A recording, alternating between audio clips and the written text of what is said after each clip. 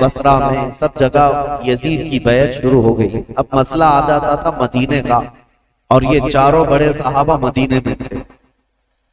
تو یزید کو ڈر انہی لوگوں سے تھا کہ یہ چار لوگ اگر منع کر دیے اور انکار کر دیے تو پورے حجاز میں میرا بیڑا غرق ہو جائے، اور ان چاروں میں کوئی ایک بھی کھڑا ہو گیا اپنے خلیفہ ہونے کا اعلان کرتے ہوئے تو آدھی دنیا ان کی طرف مائل ہو جائے گی. اس لیے کہ یہ چاروں بڑی عظمت والے ہیں، ایک صدیق اکبر کا بیٹا، ایک فاروق اعظم کا بیٹا، ایک حیدر کرار کا بیٹا، ایک عبدالزبیر رضی اللہ تعالیٰ عنہ کا بیٹا. تو یہ عشرہ مبشرہ کے بیٹے ہیں اور ان کی نسبتیں بھی بڑی ہیں. اور یزید کہاں، اس کی کون سی نسبت ہے؟ یہ تو حضرت امیر معاویہ رضی اللہ تعالیٰ عنہ کے گھر میں ان کی امارت کے زمانے میں پیدا ہوا، یعنی جب وہ گورنر تھے اس زمانے میں پیدا ہوا. ان چاروں صحابہ سے عمر میں بھی چھوٹا، اور عمل کا تو دور دور تک کوئی واسطہ ہی، کیونکہ تاریخ میں یہ ساری چیزیں محفوظ ہیں آج بھی.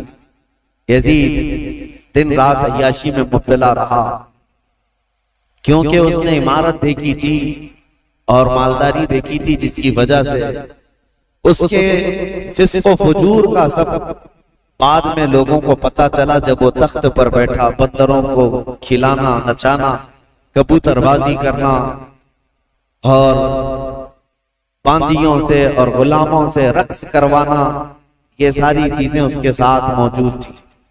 اب یہ خبریں جب مشہور ہو گئی تو کیا جو رسول اللہ کے صحابہ ہیں ایسے شخص کو امیر تسلیم کر سکتے تھے جنہوں نے خلفائے راشدین کا زمانہ دیکھا، جو چاروں خلفاء کا زمانہ دیکھے ہوں اور جو خود رسول اللہ کو دیکھے ہوں؟ تو وہ اس عظیم اسلام کے دامن میں کسی ایسے شخص کو برداشت کر سکتے تھے؟ ہمارا اور تمہارا حال الگ ہے. ہم نے ہر طرح کے امیروں کو دیکھا ہے، ہر طرح کے حاکموں کو دیکھا ہے، چوروں کو بھی دیکھا ہے، ڈاکوؤں کو بھی دیکھا ہے. ہمارے سامنے کسی نئے لیڈر کو لا کر اس کی تعریف کر دی جائے تو ہو سکتا ہے پھسل جائیں، کیونکہ بروں کو ہی دیکھتے آئے. لیکن وہ چار صحابہ جو مدینے میں ہیں، ان کا حال تو ایسا تھا جنہوں نے رسول اللہ کو دیکھا، جنہوں نے صدیق اکبر کا زمانہ دیکھا اور فاروق اعظم کی عدالت دیکھی ہے، عثمان بن عفان کی سخاوت دیکھی اور حیدر کرار کی شجاعت دیکھی ہے. یہ خلفائے راشدین کا سنہرا دور دیکھے ہوئے صحابہ، ان کے سامنے کوئی آ کر کے یہ کہے دن رات عیاشی کرنے والا، باندیوں کو نچوانے والا اب مسلمانوں کا امیر المومنین بن گیا ہے، خلیفہ وقت ہے، کیسے تسلیم ہو سکتا ہے؟ ہوا یہ کہ اس نے بلا کر مشورہ لیا. مدینے میں اس وقت جو گورنر تھے ولید بن عقبہ، ولید بن عقبہ کو اس نے ایک خط لکھا اور کہا یہ جو بڑے لوگ موجود ہیں مدینے میں ان کو بلاؤ. عبد الرحمن بن ابو بکر، عبداللہ بن عمر، کر کے ان کو میری بیعت لے لینا، تم وکیل بن جاؤ. ابھی تک حضرت امیر معاویہ کے انتقال کی خبر مدینے نہیں پہنچی تھی، سب جگہ مشہور نہیں ہوئی تھی. تو یزید کا خط آیا ولید بن عقبہ کے ہاتھ. ولید بن عقبہ ایک نرم دل آدمی تھا، لیکن پڑھتے ہی خط کو کانپنے لگ گیا. کہا یہ تو بہت بڑا کام ہے میرے سر پر جو ڈالا گیا ہے، یزید کو تو یہ لوگ تسلیم کر ہی نہیں سکتے، کیا کیا جائے؟ تو وہ ظالم مروان جس کی تاریخ ہے آپ نے سنا، حضرت عثمان ابن عفان کی مہر جس نے چرائی تھی، ان کے قتل کا جو سبب بنا تھا، مروان موجود تھا. اس سے ولید بن عقبہ نے مشورہ کیا کہ کیا کرنا چاہیے. کہا چاروں کو بلاؤ اور ان کے سامنے یہ مسئلہ رکھو، کہو کہ امیر معاویہ کا انتقال ہوا اور وہ اپنے انتقال سے پہلے اعلان کر کے جا چکے ہیں، ان کا بیٹا خلیفہ ہے، لہذا تمہیں یہ بات ماننی پڑے گی اور بیعت کر لو. اگر وہ یہاں پر نہیں مانتے تو ان کا قتل کر دو. مروان نے سیدھے قتل کا مشورہ دیا. یہ بڑے صحابہ کے متعلق ولید بن عقبہ نے کہا ہرگز میں اپنے ہاتھ کو ان کے خون سے رنگین نہیں کر سکتا. پھر بھی اس نے بلوایا. یہ چاروں صحابہ کو جیسی بلایا گیا، حضرت حسین ابن علی رضی اللہ تعالی، اگرچہ مدینے کو خبر نہیں پہنچی تھی حضرت امیر معاویہ کے انتقال کی، لیکن چاروں کو احساس ہو گیا کہ گورنر اگر ہمیں بلا رہا ہے تو یہ ملک شام کی آئی ہوئی کوئی خبر ہے. وہ اپنی تیاری سے ہی گئے تھے. حضرت امام حسین اپنے چند ساتھیوں کو لے گئے تھے اور کہا میں اندر جا رہا ہوں، اگر آواز بلند ہو جائے تو تم آ جانا اور پھر معاملات طے کیے جائیں گے۔ حضرت حسین، حضرت عبداللہ بن زبیر، عبد الرحمن بن ابو بکر اور حضرت عبداللہ بن عمر، یہ چاروں دارالحکومت میں آئے، گورنر ہاؤس میں، اور اس وقت ولید بن عقبہ موجود تھا اور مروان بھی موجود تھا۔ اس نے خط پڑھ کر کے سنایا، یزید کا خط آیا ہے اور وہ خلافت کا حقدار تھا، اس لیے امیر معاویہ نے اس کے خلیفہ ہونے کا اعلان کر دیا، لہذا میں اس کا وکیل ہوں، یزید امیر المومنین کی طرف سے میں تم سے بیعت لیتا ہوں۔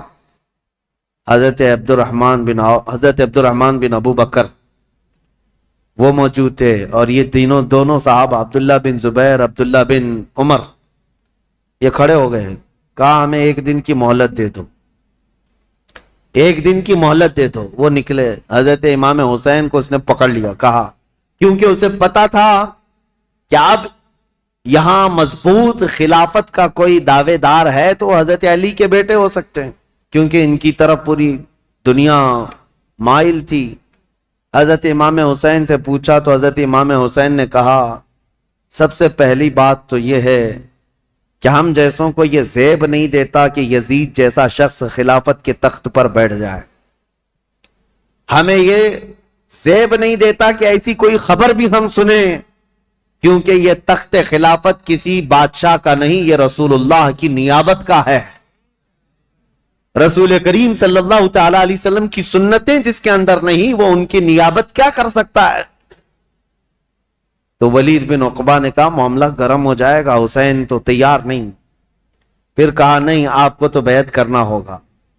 حضرت امام حسین نے کہا میں اس طرح چھپ کر بیعت کرنے والا نہیں، جب سارے مدینے والے سب لوگ بیعت کریں گے تب میں بھی علل اعلان آؤں گا، سب کے ساتھ آؤں گا، آج مجھے جانے دو۔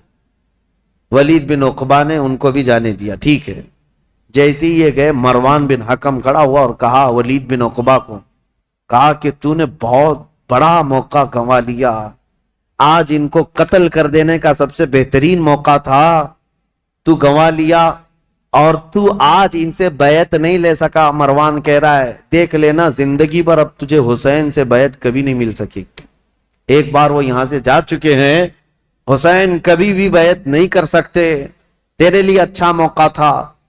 ولید بن عقبہ نے کہا میرے لیے ساری دنیا آ جائے لیکن میں حسین کے خون سے اپنا ہاتھ رنگین نہیں کر سکتا، اس لیے کہ وہ رسول اللہ کی قرابت دار نواز ہیں۔ تو مروان بن حکم نے ولید بن عقبہ کی شکایت لکھ کر کے بھیجی یزید کے پاس کہ اس کی نرم دلی کی وجہ سے یہ چاروں چلے گئے۔ اور ہوا کیا، عبداللہ بن زبیر اور عبداللہ بن عمر رات کے وقت ہی اپنا سامان لیے اور مکہ چلے گئے، مدینہ طیبہ چھوڑ کر چلے گئے کہ دوسرے دن پھر یہ گورنر بلائے گا اور زبردستی کرے گا، لیکن مکہ میں جائیں گے تو حرم پاک میں خانہ کعبہ کے اطراف کوئی کسی کو زور زبردستی نہیں کر سکتا جو حرم میں جائے گا، جنگ بھی حرام ہے، قتل و قتال بھی حرام ہے۔ تو یہ صحابہ وہاں چلے گئے اور وہاں جا کر انہوں نے پناہ لی۔ اب امام حسین مدینہ میں تھے، دوسرا دن آیا تو پھر دوسرے دن پھر اس نے بلایا ولید بن عقبہ نے، کیا ہو؟ امام حسین رضی اللہ تعالیٰ عنہ نے آج پھر کہا کہ نہیں، میں اس بیعت کے لیے راضی نہیں ہوں اور مجھے زور زبردستی نہ کیا جائے۔ ولید بن عقبہ نے کہا اے حسین ابن علی، میں آپ کی تعظیم کرتا ہوں، آپ کی عزت کرتا ہوں، لیکن میرے اوپر ملک شام کا حکم آیا ہے، پریشر میں ہے، میرے اوپر دباؤ ہے، لہٰذا ایک ہی راستہ ہے کہ آپ یا تو میرے اس شہر میں یا حدود میں نہ رہیں جہاں میری گورنری ہے، یا تو بیعت کر لیجیے۔ امام حسین نے کہا میں شہر تو چھوڑ دوں گا لیکن بیعت نہیں کروں گا۔ اور کون سے شہر چھوڑنے کی بات؟ مدینۃ الرسول۔ امام حسین اپنے خاندان والوں کو آ کر بتاتے ہیں، اور امام حسین نے اہل بیت کے گھرانے میں یہ بات بتائی کہ آج ہمارے لیے ایسی حالت آ گئی ہے، مدینے میں رہنا ہے تو ہمیں اس کی بیعت قبول کرنا ہوگا اور اس کو امیر المومنین تسلیم کرنا ہوگا، یا تو پھر مدینے سے باہر نکل کر جیسے میرے دو بھائی مکہ چلے گئے، عبداللہ بن زبیر اور عبداللہ بن عمر، اسی طرح مجھے بھی مکہ حرم کعبہ میں جانا ہوگا۔ اہل بیت کا بچہ بچہ کہنے لگا رسول کریم صلی اللہ تعالی علیہ وسلم کا شہر چھوٹ رہا ہے، اے امام علی مقام، اس کو گوارا کر لیں گے، لیکن رسول اللہ کی شریعت چھوٹ جائے یہ گوارا نہ کریں۔ حضور کے شریعت پر اور اسلام کی تاریخ میں ایسا کوئی دھبا آ جائے یہ گوارا نہ ہو۔ میں آپ کو بتاتا ہوں یہ مسئلہ کتنا اہم تھا، ظالموں کو پتہ نہیں، جو اوپر کی تاریخ پڑھتے ہیں اور بک بک کر کے ٹی وی میں چلے جاتے ہیں کہ امام حسین نے خواہ مخواہ اپنے بچوں کو جھونک دیا کربلا کے میدان میں، اور یہ سیاسی جنگ تھی نعوذ باللہ۔ اور بعض یہ کہتے ہیں کہ خروج کیا، خروج کا مطلب ہوتا ہے بغاوت کیا۔ جب ایک امیر المومنین ہو گیا تھا، خلیفہ وقت ہو گیا تھا، تو امام حسین بغاوت کر کے کیوں گئے؟ اس طرح کے جو اعتراضات کرتے ہیں ان ظالم ناعاقبت اندیشوں کو خبر تک نہیں ہے تاریخ کی سچائیاں، انہیں معلوم بھی نہیں ہے۔ یہ ہو سکتا ہے یزید کی ذریت کے لوگ ہوں یا یزید کے مشاغل اور اس کے کاموں سے اتفاق رکھتے ہوں، اسی لیے اس کو آج بھی رضی اللہ عنہ لکھتے ہیں۔ آج بھی ایسی قوم موجود ہے، ایک طرف رسول اللہ کا پورا گھرانہ ہے۔ کیا امام حسین جن کو رسول کریم صلی اللہ تعالی علیہ وسلم نے اپنی گود میں رکھ کر پالا ہو، بلکہ سیدنا ابو ہریرہ سے روایت ہے کہ حضور صلی اللہ تعالی علیہ وسلم امام حسین کا لعاب پاک، امام حسین کا لعاب تھوک خود حضور صلی اللہ علیہ وسلم اس طرح چوستے تھے۔ حدیث کے الفاظ ہیں کہ یمتص رسول اللہ صلی اللہ تعالی علیہ وسلم لعاب الحسین کما یمتص التمر، حسین کا لعاب رسول اللہ ایسے چوستے جیسے کوئی کھجور چوس رہا ہو۔ جس کے حلق میں نبی کریم صلی اللہ تعالی علیہ وسلم کا لعاب پاک گیا ہو، کیا وہ ناحق فیصلہ کرے گا؟ کیا وہ زور زبردستی رسول اللہ کے خاندان کو جنگ کے میدان میں جھونک دے گا؟ بات اتنی تھی کہ امام حسین کی نگاہیں بہت دور تک دیکھ رہی تھی، آج تک دیکھ رہی تھی۔ اسی لیے کسی شاعر نے کہا ہے کہ نہ پوچھ وقت ان بے کتاب اور ان بے زبان کتابوں سے، نہ پوچھ وقت ان بے زبان کتابوں سے، جب اذان ہوتی ہے تو سمجھ حسین زندہ ہے۔ ان اذانوں کو زندہ رکھنے میں اور اماموں کو زندہ رکھنے میں حسین کا نام ہے۔ حسین کی نگاہ، حسین ابن علی رضی اللہ تعالیٰ عنہ کی نگاہ یہاں تک دیکھ رہی تھی۔ مسئلہ اتنا نہیں تھا خلافت کا، بلکہ میں تو کہتا ہوں ہر آدمی کے پاس جب یہ آپشن رکھ دیے جائیں کہ آپ کے بچے محل میں رہیں گے، آپ کا فیوچر حسین ہے، وزارت ملے گی، سب کون چھوڑتا ہے؟ اگر امام حسین مان لیتے، جانتے ہو یزید کتنی خاطر مدارات کرتا، امام حسین کے لیے بہت بڑا مقام رکھتا، ان کے لیے نذرانے، وظیفے اور ان کے گھرانے کے لیے شاہانہ انداز میں سارے انتظامات رکھتا، کیونکہ جس سے خطرہ تھا جب وہ اس کے مطیع و فرمان بردار ہو جاتے تو حسین ابن علی رضی اللہ تعالیٰ عنہ کے لیے یزید خزانے کھول دیتا، اور یہ امام حسین کو معلوم تھا کہ میرے مان لینے سے یزید تو میرے لیے خزانے کھول دے گا۔ لیکن امام حسین کی نگاہیں بہت دور تک دیکھ رہی تھی، آج تک کے لیے دیکھ رہی تھی۔ آج میں آپ سے پوچھتا ہوں میرے عزیز، یہ مسلح امامت ہے، نماز پڑھنے والے جیسے بھی ہوں، مقتدی ہزار قسم کے آتے ہیں، کوئی داڑھی چلا، کوئی ٹوپی کے بغیر، کوئی پتہ نہیں کیا کیا چیزیں کیا ہوا، سب آتے ہیں، ان کو کوئی نہیں پوچھتا۔ لیکن امامت کے مصلے پر جو کھڑا ہے اس کے اوپر سے نیچے تک ساری چیزیں دیکھتی ہے آج بھی قوم۔ اگر کوئی شخص چوری میں مشہور ہو جائے تو میں آپ سے کہتا ہوں کیا چور کو آپ اپنا امام بنا لیں گے مسجد کا؟ کسی کا زنا مشہور ہو جائے تو کیا آپ اس کو امام بنا لیں گے؟ نہیں، آپ یہ کہیں گے میں جیسا تیسا ہوں لیکن امام نہیں۔ امام ایسا نہیں، چور، ڈاکو اور لٹیرا ہم امام نہیں بناتے۔ میرے عزیزو، یہ جو تمہارے اندر فکر ہے یہ حسین ابن علی کی دی ہوئی ہے، یہ صدقہ ہے امام علی مقام کا، احسان ہے ان کا پوری دنیا میں، انہوں نے یہ چھاپ چھوڑی ہے کہ ہم آج مسجد کے اس مصلے کے لیے بھی پرہیزگار ڈھونڈتے ہیں اور شریعت کا پابند ڈھونڈتے ہیں۔ اگر امام حسین اس وقت یہ کر جاتے یزید کے ہاتھ میں دے کر بیعت کر لیتے تو آج کوئی بھی اس بات کو دلیل بنا لیتا، میاں آپ فلاں امام پر اعتراض کر رہے ہیں، رسول اللہ کے نواسے نے امام مان لیا تھا شرابی کو، تو ہم کیوں نہیں امام بنا سکتے؟ ہر ایک کے لیے دلیل بن جاتی۔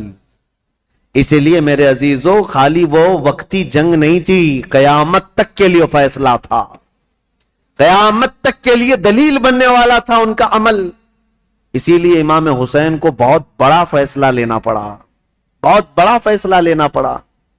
اگر میرے نکلنے سے صرف میرے گھر کا ہی مسئلہ تھا تو یہ الگ بات ہے، لیکن میرے نکلنے سے آنے والی نسلوں کے لیے بھی ہے تو مجھے 1000 بار سوچنا پڑے گا۔ امام حسین کے سامنے یہ چیلنج تھا کہ وہ رسول اللہ کے نواسے، جن کے لیے میرے آقا نے یہ فرمایا حسین منی وانا من الحسین، حسین مجھ سے ہیں اور میں حسین سے ہوں، اس کا مطلب یہ ہے رسول اللہ کی شریعت حسین سے ہے۔